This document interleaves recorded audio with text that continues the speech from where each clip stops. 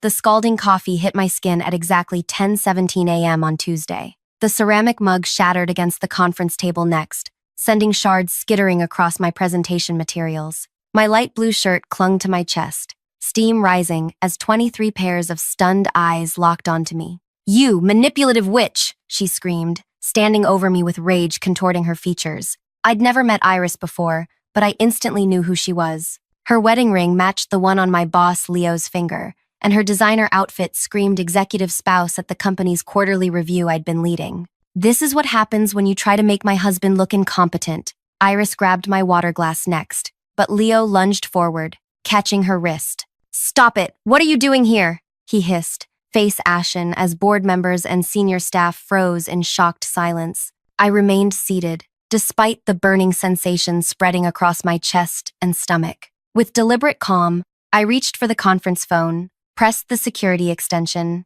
and said, "This is Penny Wilson. We need assistance in the main conference room immediately." I disconnected and looked directly at Leo, whose expression had transformed from shock to something darker, fear. "Someday," I said softly, holding his gaze, "you'll thank me for this." The color drained from his face. He knew exactly what I meant. As security arrived to escort the still screaming Iris from the room, I dabbed ineffectually at my soaked clothing with napkins from the refreshment table. Company President Vince Temple recovered first, clearing his throat. "I think we should take 15 minutes, he announced. "Penny, there's a company store on the first floor if you need. I keep spare clothes in my office," I responded, rising from my chair with as much dignity as possible. "I'll be back to finish my presentation." Only when I reached the hallway did I allow myself a slight tremble in my hands. The elevator ride to my floor was mercifully empty. Inside my office, I locked the door and peeled off the coffee-soaked shirt, wincing at the angry red skin beneath. My emergency outfit, a simple black dress kept for unexpected client meetings, would have to do. As I changed, I caught my reflection in the small mirror on my wall. My face appeared calm, but my eyes told a different story. This public humiliation was just the latest chapter in an orchestrated campaign to break me. The coffee attack wasn't random. Iris had chosen today because she knew what was in my presentation. Leo had told her what I'd discovered, but they didn't know everything I knew. I returned to the conference room exactly 12 minutes later. The whispers stopped as I entered. My slides were still projected on the screen, paused at the budget analysis section that had triggered Iris's outburst. "I apologize for the interruption," I said, taking my position at the head of the table. Leo sat with his shoulders hunched, phone clutched in his hand. "As I was saying before the incident, our division has exceeded quarterly targets by 17%, despite significant resource allocation challenges." I clicked to the next slide, the one Iris had tried to prevent me from showing. This chart represents budget distribution across all projects under our division. As you can see, there's a recurring expense category labeled Strategic Consulting that accounts for nearly 30% of our total budget. Leo's knuckles whitened around his phone. "When investigating this expense," I continued, "I was unable to find corresponding deliverables or even basic vendor information. President Temple, since you authorized our budget initially, I wanted to ask if you received any reports from this consultant." All eyes turned to Vince, whose brow furrowed. "I don't recall approving any external consultants for your division," he said. The room temperature seemed to drop 10 degrees. "That's because it was classified," Leo interjected, his voice steadier than his complexion suggested. "Special project. Need, to, no basis." "Then perhaps you could enlighten us now," I suggested, "since it's consuming nearly a third of our resources." Leo glanced at his phone, then toward the door. "I think, after what just happened, we should postpone this portion. My wife is clearly unwell, and I need to." "Your wife seemed very concerned that I was making you look incompetent," I interrupted. "But these numbers speak for themselves. Either explain this expense or I'll need to recommend a formal audit. If you're finding this story of workplace betrayal intriguing, please hit like and subscribe for more unbelievable true accounts of professional revenge. Trust me, what happens next in this boardroom will leave you speechless." My name is Penny Wilson. Until 3 months ago, I was just another team manager at Dynamic Developments. I grew up in a small town in Michigan, raised by a single mother who taught high school math and coached volleyball on weekends for extra money. We weren't poor, but every dollar mattered. Mom instilled 2 principles in me: honesty and persistence. Truth eventually surfaces, she'd say, if someone cares enough to keep digging. I carried those values into my career. After college, I worked my way up from entry level to managing a team of 14 talented people. When I earned my promotion to division lead, Leo had been my biggest supporter. He'd mentored me, invited me to strategy sessions, even introduced me to clients as the future of this company. Everything changed when President Temple started noticing my work. First, it was small comments. Excellent analysis, Penny, or that approach might work company-wide. Then came an invitation to present directly to the board without Leo. That's when his attitude transformed. Morning meetings became interrogations. Why haven't you completed the Thompson proposal? He'd demand. Though we'd agreed it wasn't due for weeks, projects would mysteriously disappear from shared drives. Team members reported receiving conflicting instructions from him, contradicting my directives. I tried addressing it directly. Is everything okay between us? I asked during a private lunch. Of course, he'd replied with a smile that didn't reach his eyes. Just keeping you on your toes. That's what a good mentor does. 2 weeks later, I overheard him telling another manager, Penny's technically skilled, but lacks vision. Classic middle management material at best. The systematic undermining continued for months. Then came the budget discrepancies. Small at first, expenses that didn't quite match our actuals, resources allocated, then suddenly unavailable. When I inquired, Leo dismissed my concerns. Accounting errors, he'd say. I'll handle it. I might have let it go if not for Denise, our division accountant. She stopped by my office late one evening, closing the door behind her. Something weird is happening with our numbers, she whispered, sliding a folder across my desk. I'm supposed to process these payments to a consulting group I've never heard of. No contract, no deliverables. Just a monthly invoice, Leo approves. The folder contained payment records totaling over $600,000 in the past year. Have you asked him about it? I questioned. Denise bit her lip. Last time I questioned an expense, I was removed from 2 accounts. I need this job, Penny. My daughter starts college next year. I promised to handle it discreetly. That night, I stayed late, digging through financial records. The consulting company, Griffin Strategy Associates, had no website, no business registration I could find, and no employees on professional networks. Just a P.O. box address and a bank account number. The quarterly review was my opportunity to bring these discrepancies to light. I prepared meticulously, gathering evidence, building a presentation that highlighted our team's successes while revealing the mysterious budget drain. The morning of the presentation, Leo appeared unusually calm. Big day, he remarked, leaning against my office doorway. You ready? Absolutely, I replied, not mentioning the financial slides. Good, he nodded. Just remember, some things look suspicious without proper context. Always best to discuss concerns privately before going public. It was a warning. He knew what I'd found. As I entered the conference room that morning, I noticed Leo texting frantically. Now I understood who was on the receiving end of those messages. The board members listened attentively as I detailed our division's achievements. When I reached the financial section, Leo had tried interrupting several times before Iris burst in with her coffee assault. Now, standing in my backup black dress, I watched Leo squirm as President Temple demanded answers about the mysterious consulting expenses. It's a specialized market research initiative, Leo claimed, exploring potential expansion opportunities. Without deliverables? I questioned. The research is ongoing, he insisted. These investigations take time. Strange that a company with no website or employees would be conducting such valuable research, I remarked. President Temple's expression hardened. Leo, I want documentation for this consultant on my desk by end of day. Every invoice, every report, every email.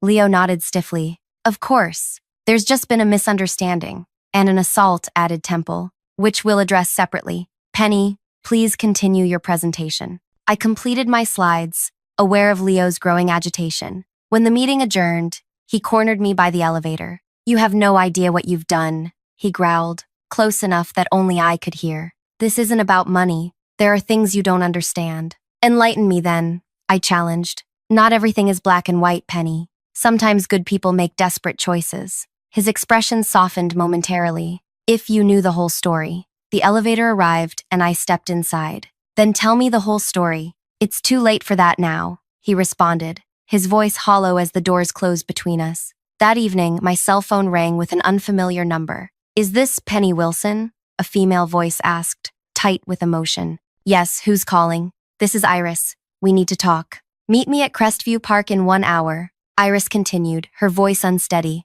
Come alone. I should have refused. Meeting my boss's wife after she'd assaulted me was objectively unwise. Yet curiosity overrode caution. The park was nearly empty at dusk, just a few joggers circling the path. Iris sat on a bench overlooking the pond, sunglasses hiding her eyes despite the fading light. Her hands trembled slightly as she clutched an expensive purse. Thank you for coming, she said as I approached, her voice lacking the fury from earlier. I owe you an apology. I remained standing, maintaining distance. An apology would be appropriate. The coffee, it was inexcusable. She removed her sunglasses, revealing reddened eyes. I'm not typically violent, yet you felt compelled to assault me during a business meeting. Iris glanced around nervously. Leo told me you were trying to destroy him, that you discovered his arrangement, and planned to expose him publicly instead of discussing it privately. The arrangement being hundreds of thousands in company funds diverted to a fake consulting firm? She flinched. It's not what you think. Then what is it? Iris stared at the pond for a long moment. Our son, Julian, he has problems. Addiction issues that spiraled out of control. He needed specialized treatment. Our insurance wouldn't cover it, and the cost was astronomical. I processed this information cautiously. So Leo stole company money for medical treatment? It started that way, she admitted. Julian was in trouble with dangerous people. Gambling debts. They threatened him, threatened us. Leo thought it would be a one-time thing, just enough to get Julian into rehab and pay off what he owed. But it continued for over a year, I noted. Her shoulders sagged. Julian relapsed, multiple times. Each time, the costs grew. And Leo, he got comfortable with the arrangement, started using the money for other things. Our vacation home, my shopping. He said he deserved it, after all his contributions to the company. The pieces were aligning, but something felt off. Why are you telling me this? Because I need your help, she whispered. Julian doesn't know his father stole for him. If this becomes public, it will destroy him. He's 6 months sober now. Please, we can make this right. How exactly? Leo can replace the money. We'll sell the vacation property. I have jewelry, investments. Give us time to fix this quietly. I studied her pleading expression. Where is Julian now? At our home. He moved back in after his last treatment. I'd like to meet him, I said. Alarm flashed across her face. Why? Because I need to understand what I'm potentially protecting. She hesitated, then nodded. Tomorrow evening. Come to our house at 7. As I turned to leave, Iris called after me. Penny, Leo isn't a bad person. He just made mistakes trying to protect his family. I paused. Good people can do terrible things, Iris. That doesn't make the things less terrible. The next morning, I arrived at work to find Leo waiting by my office. His usual confident demeanor had crumbled, replaced by a haggard, sleepless look. Iris told me you're coming over tonight, he said, following me inside. That's right. Before you do, I want to explain the situation more clearly. He closed my door. Yes, I diverted company funds.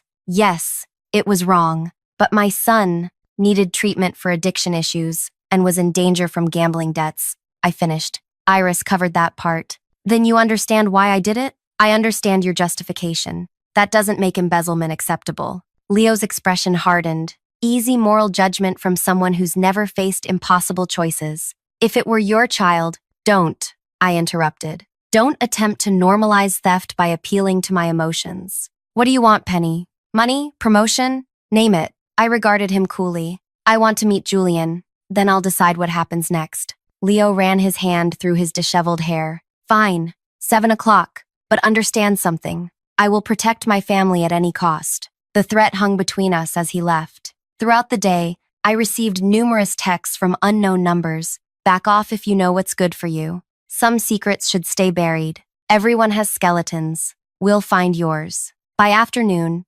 President Temple summoned me to his office. Penny, I received concerning information about you today, he began, his expression grave. Anonymous allegations of falsified reports and personal vendettas. Let me guess, they claim I'm targeting Leo out of professional jealousy? Temple studied me. Something like that. They also provided documents suggesting you approved the consulting arrangement last year. My stomach tightened. Those would be forgeries. I assumed as much, but this is becoming messy. Leo has requested administrative leave pending an internal investigation into you. He's attempting to discredit me before the truth emerges. Perhaps, Temple acknowledged, or perhaps there's more to this situation. Either way, tread carefully. Allegations like these can destroy careers, regardless of truth. That evening, I drove to the address Iris had provided, an imposing house in an exclusive neighborhood. Security cameras tracked my approach to the front door, which opened before I could knock. A young man in his mid-20s stood in the doorway. He had Leo's jawline but Iris's intense eyes, thin but handsome, with the restless energy of someone uncomfortable in stillness. "You must be Penny," he said. "I'm Julian. Mom said you're the one trying to send Dad to prison." "That's not quite accurate," I replied. He shrugged. "Whatever. Come in." They're waiting in the living room. The interior showcased wealth, artwork, designer furniture, and a wall of family photographs displaying their perfect life. Julian in graduation robes, Julian on ski slopes, Julian between proud parents at various life milestones. Leo and Iris sat tensely on a sofa, watching as I entered. "Thank you for coming," Iris said formally. "Would you like something to drink?" "No, thank you." I took a seat facing the family. "I appreciate you allowing this meeting." Julian dropped into an armchair, leg bouncing nervously. "So let's cut to it. My parents say you discovered Dad's creative accounting and now hold our future in your hands." "Julian," Leo warned. "What? That's what this is, right? She knows Dad siphoned company money, supposedly for my rehab."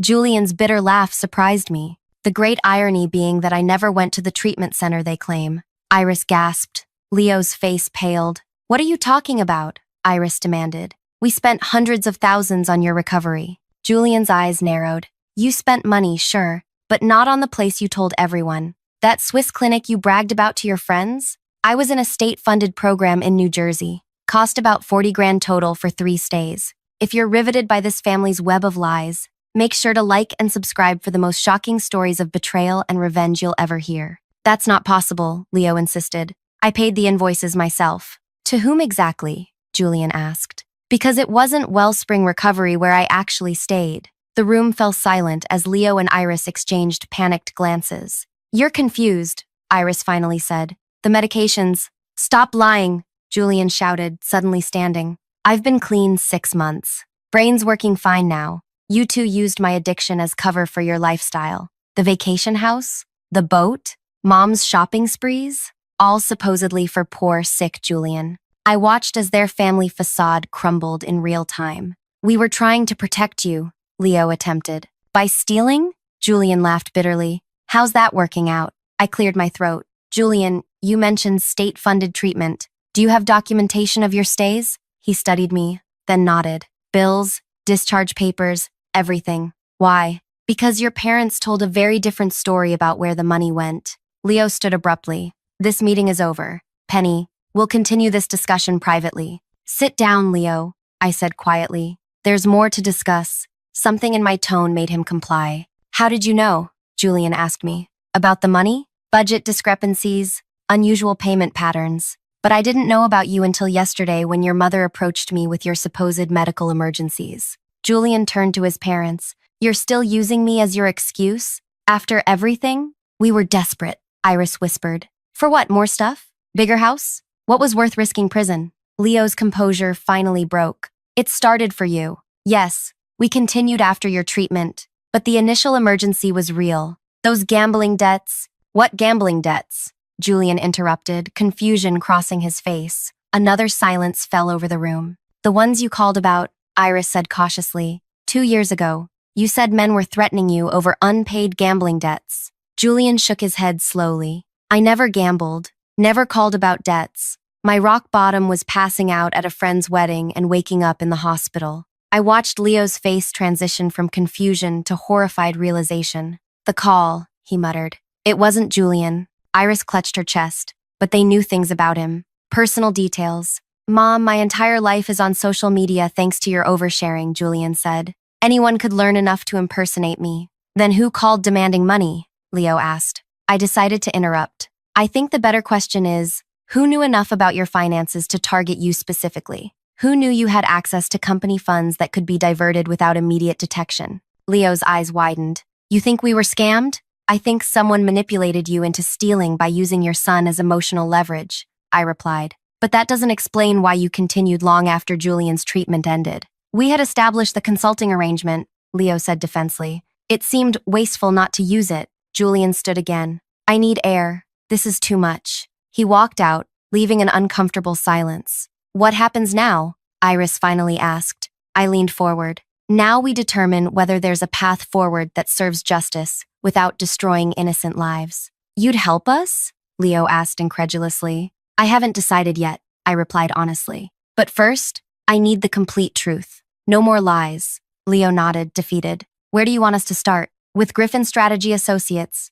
Who controls it? I do, he admitted. I created it specifically for this purpose. And the P.O. box, the bank account? All mine. Iris didn't know the details until recently. I processed this information. Tomorrow morning, I'll need all records related to this arrangement. Every transaction, every communication about Julian's supposed gambling debts. Everything. And then? Iris asked. Then I'll make my decision. As I stood to leave, Julian returned, his expression calmer but resolved. Whatever you decide, he told me. I want no part in covering this up. I've spent years taking responsibility for my mistakes. It's their turn now. Driving home, my phone rang. Unknown number. Hello, Miss Wilson. A male voice I didn't recognize. I understand you've been asking questions about Griffin Strategy Associates. My grip tightened on the steering wheel. Who is this? Someone with a vested interest in how this situation resolves. Leo Griffin isn't the mastermind you imagine. He's a pawn in a larger game.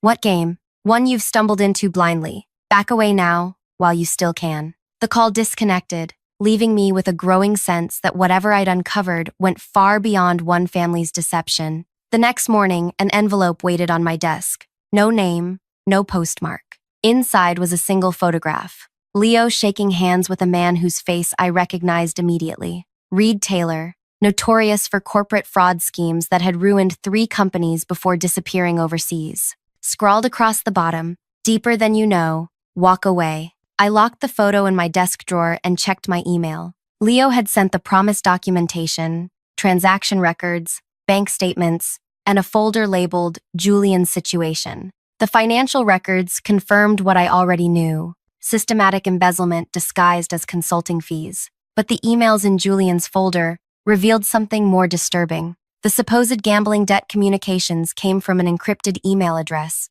The sender demonstrated intimate knowledge of company operations, mentioning specific projects and timelines only insiders would know. This wasn't a random scam. Someone had deliberately targeted Leo using inside information. As I scrolled through the emails, a meeting notification popped up on my screen. Emergency board session. 2 p.m. Confidential. No agenda. No explanation. My phone buzzed with a text from Denise, our accountant. They're saying you falsified reports. Temple looking for you. I checked the time. 10:17 a.m. Exactly 24 hours since Iris had thrown coffee at me. The symmetry wasn't lost on me. Before I could respond, my office door opened. President Temple entered with the head of security. Penny, Temple said gravely, I need to ask you to surrender your company devices and access badge. On what grounds? I asked, though I already knew. Tampering with financial records, falsifying reports, and corporate espionage. His expression conveyed regret rather than anger.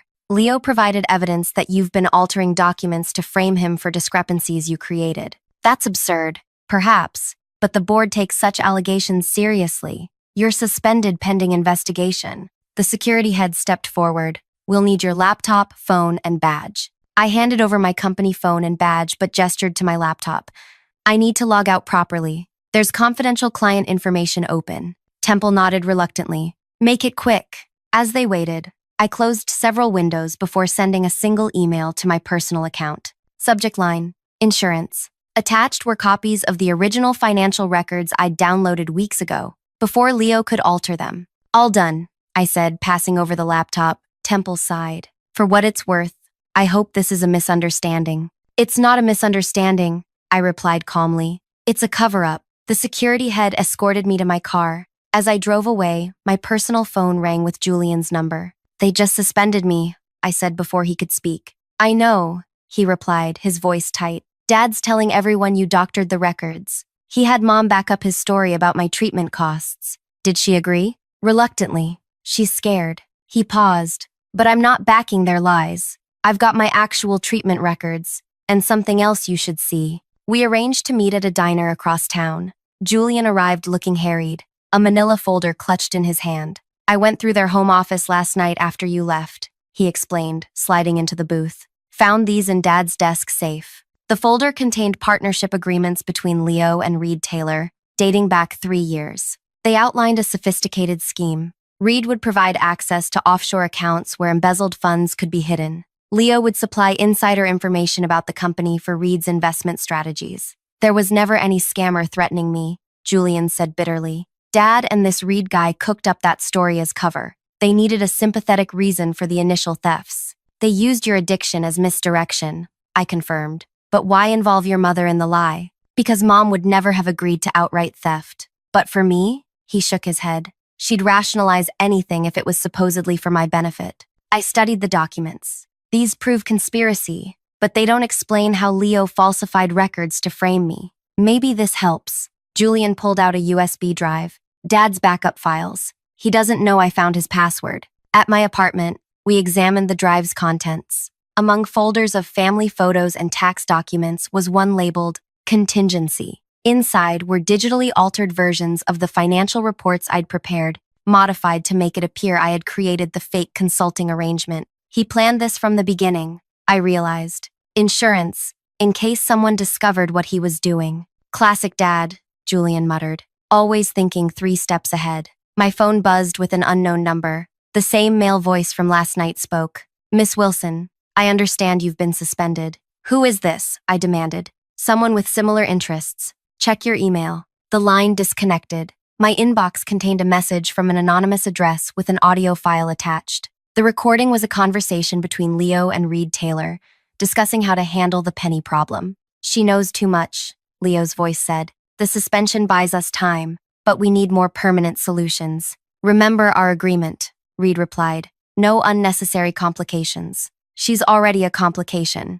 If she connects us, everything falls apart. The recording ended there. Julian stared at me, face pale. What does permanent solutions mean? He asked. Nothing good, I replied, thinking quickly. Julian, I need you to go somewhere safe. A friend's house, a hotel, somewhere your parents won't look. What about you? I'm going to finish what I started. After Julian left, I assembled everything I'd gathered. The original financial records, Leo's partnership agreements with Reed, the altered documents meant to frame me, and the recorded conversation. I created multiple digital copies, storing them in secure locations. Then I called President Temple's private number. Penny, he answered cautiously. I can't discuss your situation until the investigation. I'm not calling about my suspension, I interrupted. I'm calling about the emergency board meeting at 2. A pause. How did you know about that? Because Leo scheduled it to officially present his case against me. But before that happens, you need to see what I've found. Temple hesitated. This isn't appropriate. Neither is conspiracy, fraud, and embezzlement involving external criminal organizations. I have proof, not just of Leo's theft, but of who he's working with. Another pause. 30 minutes. My office at the Westside Athletic Club. Come through the service entrance. I grabbed my evidence and headed out, constantly checking my mirrors for followers. The athletic club was nearly empty mid-morning. Temple waited in a private meeting room, expression guarded. This better be substantial, he warned as I unpacked my documents. For the next 20 minutes, I laid out the evidence methodically. The financial discrepancies, Julian's actual treatment records versus the claimed expenses, the partnership with Reed Taylor, and finally, the recording discussing permanent solutions. Temple's expression grew progressively grimmer. When I finished, he sat silently for a long moment. If this is authentic, he finally said, it's beyond internal discipline. This is criminal. It's authentic, I confirmed. Julian is willing to testify about his parents' fabrications regarding his treatment. Temple pinched the bridge of his nose. The board meeting. Is Leo's attempt to bury this permanently by destroying my credibility? He nodded slowly. What do you propose? Let the meeting proceed as planned. Don't warn Leo. Just make one change to the attendee list. At 1:55 p.m., I waited in Temple's office, out of sight from the boardroom. Through the partially open door, I watched board members arrive, followed by Leo and Iris. They entered confidently, Leo carrying a presentation folder, Iris beside him, in a show of spousal solidarity. At precisely 2 p.m., Temple called the meeting to order. I couldn't see the room from my position, but the audio feed played clearly through Temple's computer. Before we begin, Temple announced, "I want to introduce someone with relevant information to the allegations against Penny Wilson. Please welcome Special Agent Miranda Cole from the Financial Crimes Division." The stunned silence was audible even through the speaker. "What is this?" Leo demanded. "We're here to discuss internal misconduct, not—" "Actually, Mr. Griffin," a new female voice interrupted. "We're here because evidence of wire fraud, money laundering, and conspiracy has been brought to our attention." "This is outrageous," Iris protested. "We came here about Penny Wilson's falsification of company records." "Those records weren't falsified," Temple replied calmly. "At least, not by Penny." The boardroom door opened, and Julian walked in. "Julian?" Iris gasped. "What are you doing here?" "Telling the truth, Mom," he responded, his voice carrying clearly through the audio feed. "About my actual treatment, about Dad's partnership with Reed Taylor, about all of it." The moment had arrived, my careful plan unfolding exactly as designed. When I discovered Leo's embezzlement 2 months ago, I hadn't confronted him immediately. Instead, I'd contacted an old college friend who now worked in financial crimes. Together, we'd built a case methodically, gathering evidence while I continued working normally. Iris's coffee attack had accelerated our timeline, but the trap had already been set. The anonymous emails and calls were from investigators monitoring Leo's communications with Reed. My suspension was staged to make Leo believe he'd successfully discredited me, encouraging him to proceed with the board meeting where he planned to destroy my reputation completely. The meeting continued, as Agent Cole detailed the investigation into Leo and Reed's partnership. Board members asked shocked questions. Iris sobbed. Leo grew increasingly desperate, finally shouting accusations about my personal vendetta against him. "This is about her mother," he yelled. "Tell them, Penny. Tell them why you've been targeting me." I took that as my cue and entered the boardroom. All eyes turned to me. "You're right, Leo," I said quietly. "This is partly about my mother." "See?" He turned triumphantly to the board. "Personal revenge. My mother worked at Meridian Financial 15 years ago," I continued calmly. "She noticed accounting discrepancies and reported them to her supervisor, Reed Taylor." Leo's triumphant expression collapsed. "Reed buried her reports, then systematically discredited her until she was fired. She never worked in finance again." I turned to Agent Cole. "When I discovered Leo's connection to Reed, everything clicked. Same methods, different company." "You set me up," Leo whispered. "No," I corrected. "I just created an environment where your true character could reveal itself. The embezzlement, the framing, the lies, those were all your choices." Temple stood. "I think we've heard enough. The board will cooperate fully with the investigation. Leo, Iris, please surrender your access badges to security." As they were escorted out, Leo paused beside me. "You planned this from the beginning, even the coffee incident." "The coffee was your wife's inspiration," I replied. "But everything else?" "Yes. From the moment I saw Reed Taylor's name in your emails, this was inevitable. Why not just report me immediately?" I smiled slightly. "Because my mother taught me something important. It's not enough to expose a thief. You have to ensure they can never steal again." 3 weeks later, the company announced a complete restructuring of the financial oversight system. Leo and Reed faced multiple federal charges. Iris, granted immunity for her testimony, filed for divorce. Julian entered a recovery support program, determined to rebuild his life honestly. As for me, I was appointed interim division head, with a board seat pending. The day of the announcement, Julian stopped by my office. "I still can't believe you orchestrated all this," he said, shaking his head in admiration. "Not orchestrated," I corrected. "I just created the conditions for truth to emerge. The rest was inevitable." He studied me curiously. "Was getting justice for your mother worth all this?" I considered the question. "This wasn't about revenge, Julian. It was about protection, ensuring